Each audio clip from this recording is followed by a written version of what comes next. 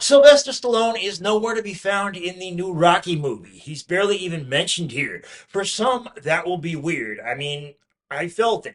But if nothing else, Creed 3 marks sort of a watershed moment for the franchise. Who knows if Stallone will work out his issues and get what should rightfully be due him and return. But what's known is that now these movies will not just expand on, but also funnel through Adonis Creed. It also marks the moment where Michael B. Jordan takes on more of a creative role, not just playing Adonis, but making his directorial debut. Here, Adonis has retired, content to live with his record producer wife, played by Tessa Thompson, and his deaf daughter. He also owns and operates his own gym and frequently manages boxers, where who should appear one day but an old buddy from his past. Ant-Man and the Wasp's Quantumania's Jonathan Majors plays Damian Dame Anderson, a former amateur boxer who ended up doing a long prison stretch before he could turn pro. He wants Adonis to help work him out in his gym free of charge. Adonis accepts, but we can tell this is not through active charity. He seemingly owes Damian, who eventually says he wants a title fight and needs Adonis's help to get there. When Adonis says it's impossible, Dame gives us the movie's best line.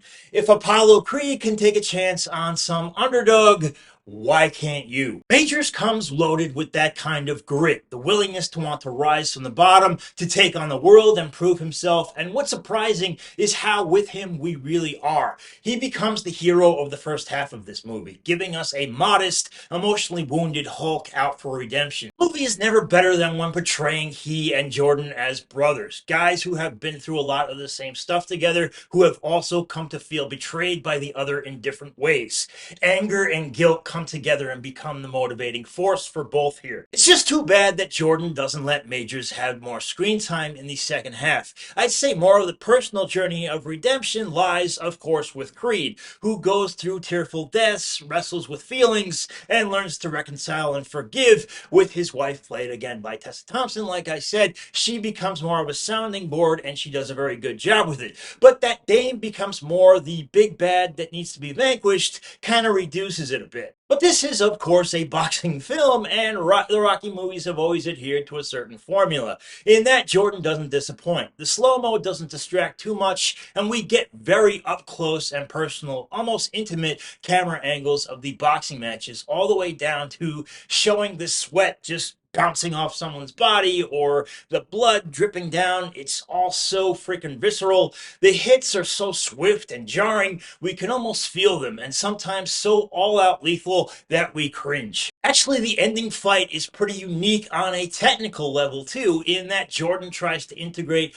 more of a psychological component to it. The feelings, thoughts, and demons that both men are going through, the pasts that they are trying to reconcile with, it just keeps in mind that at the heart of this fight is something personal. Now, Stallone has said this is a darker boxing film than he would have liked to have seen made, and dramatically it does go to areas that could be perceived as new ground for Rocky. There's childhood abuse, neglect, things like that, but I mean, is it the darkest film yet? I don't know.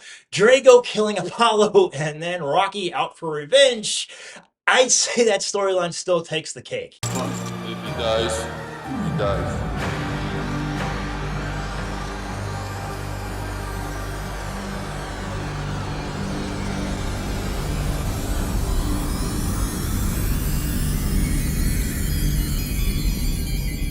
Overall, what this movie does have is a strong central relationship, one that, while a bit underwhelming in the second half, does come back around to give us a strong finale.